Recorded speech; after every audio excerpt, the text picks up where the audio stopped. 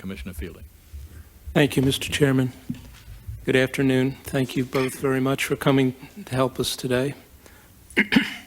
Our task is really fourfold when we're dealing with aviation security, because we're trying to figure out, first of all, what was the state of the system on 9/11. Secondly, what happened specifically on 9/11, which of course could be different from what the particular state of the system may have been. What's the state of the system today? And what are our recommendations to assist in doing everything we can to assure that this sort of thing doesn't happen again? My first line of questioning, I would like to concentrate and focus on 9/11 itself. When we've reviewed, and from what we know up till now, these hijackers beat the system. Whatever it was, they beat it. We know that they practiced. We know that they took trial runs. We know that they must have figured out where the weaknesses were, consistent with their plans. Because after all, they had to be 100% sure they all got on the planes that day. So they had to test that system. And they gamed it, and they beat it. Painfully so, they beat it. So what I'd really like to figure out is, and what we all want to figure out, is how that happened, and specifically what happened in the case of these hijackers.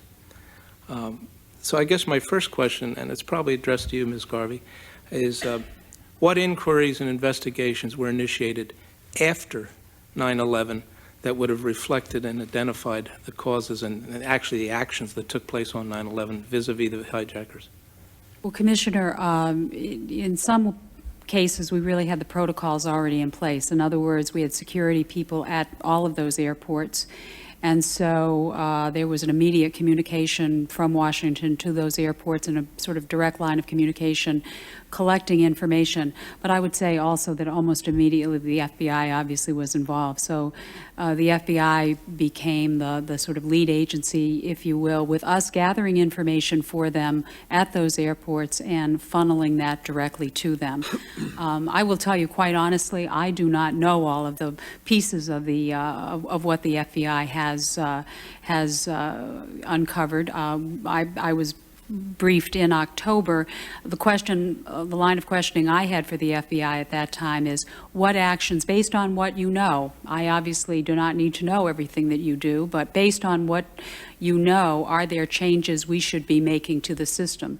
So when you look back and see all the security directives that came out very quickly after 9/11, the new directions to the airlines, those were based on communications with the FBI and the intelligence community. What changes should we make based on what you know? Okay, well, thank you. See, what we're trying to look for is we're trying to identify answers and also sources of information so that we can divine the answers. Right. So I guess what I'm also asking you, or both of you, I mean, if you feel that there's an insufficiency in an answer, you can add something to it, please do, Mr. Mead.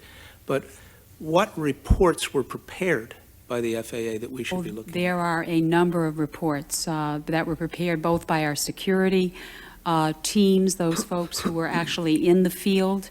There were reports that were coming up literally first few days, literally hourly, but then certainly daily reports that we were getting directly to the Secretary. So the reports were coming very quickly. They were coming orally, and they were coming in a written fashion. But the point of contact, the initial point of contact, were those field inspectors, those agents, those people literally in the field, literally at the airport. They were gathering information, communicating it both to us and then also to the FBI that was pulled in at the local level as well. Another source of information, of course, would be the air traffic control side of the house.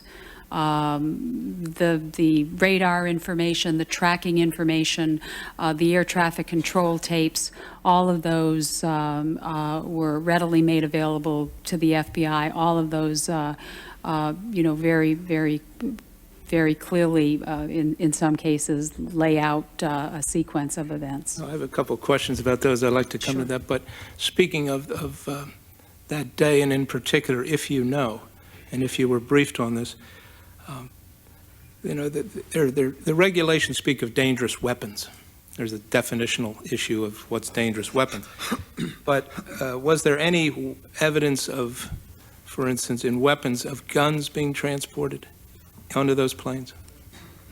There, to my knowledge, well, I'm going to be more definitive than that. There was not. I actually, we were briefed on that. There was a lot of confusion, as some have called it, the fog of war. There was a report that at one point surfaced, and it may have been even part of a written report that had surfaced from somewhere in the field. It may have been from American Airlines in particular, that spoke about a gun. The FBI, to my knowledge, and again, I don't know if this has changed since I've left, but certainly when I was there, the FBI looked at that. GAO, I believe, also did a report on that as well, and found no evidence of that it may have been something that was reported in the confusion. And frankly, that's a challenge for people even going through the information to make sure that we're sorting out what really happened from what may have been some extraordinarily difficult moments, obviously. Mr. Mead, do you have any information that differs from that? No, sir. Okay, well, thank you. Also, how about any evidence of bombs on board any of the three planes? No evidence certainly that I'm aware of. Okay, going back to my prior question, the reason I had raised the thing about the guns was that there was an earlier FAA report, or reported report. Coming out of American, I think it was 11. Yes. Okay. How about box cutters? Have any box cutters been recovered? I do not know, and I would assume that that obviously would be the FBI. I'll tell you again how we approached it in going to the FBI and saying, we are, obviously going to make some changes here. Do we need to, what do we need to consider?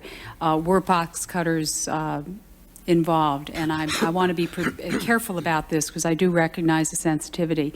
We certainly, if encouraged is too strong a word, I don't mean it to be too strong, but it was suggested that prohibiting box cutters would be a good thing. To the extent to which they were used or how they were used, I don't have that information. Mr. Mead, anything? No, sir. The box cutter issue is kind of an interesting one to us and a little perplexing to us because, candidly, as I read the regulations, a box cutter that's 4 inches was a prohibited item. A box cutter that was under 4 inches was not. Is that your understanding as well? That is correct, Commissioner. So theoretically, if somebody went up with 23-inch box cutters, they could get on the plane. Theoretically. Theoretically, yes. 20 individual ones. Yes, is that what you're saying? Yes. I don't mean somebody sorry. Okay. Was there any evidence that you're aware of pre-positioning of weapons on aircraft? I simply do not know. About strategic pre-boarding selection of seats? I don't know. I think that's all part of the FBI investigation. But none of that's been brought to your attention? No, it has not, Commissioner. Mr. Mead? Okay, thank you. Let's go to the investigations, though. After the incident, did the FAA conduct any interviews of people that had access to the aircraft? By that I mean the sweepers, the cleaners, anybody, where they interviewed? We became very quickly the sort of supporting role for the FBI, really the investigation, and those individual interviews would have been conducted by the FBI. I would certainly want to check, but I would certainly imagine that in some cases, some of the FAA personnel may have been present, may even have been responsible for, facilitating the meeting or whatever. But the lead focus the lead agency very quickly became the FBI. Well, were there any FAA reports on this that you're aware of? There may have been some summary reports. I'd certainly want to go back and check. Another thing that's always interested me was, have they ever gone back and checked the videos of taping of the screening process when people were going through the I do know Megatons? that those were turned over to the FBI. I do know that they were carefully reviewed. From both airports? I believe it was for both, but I know for at least one of them.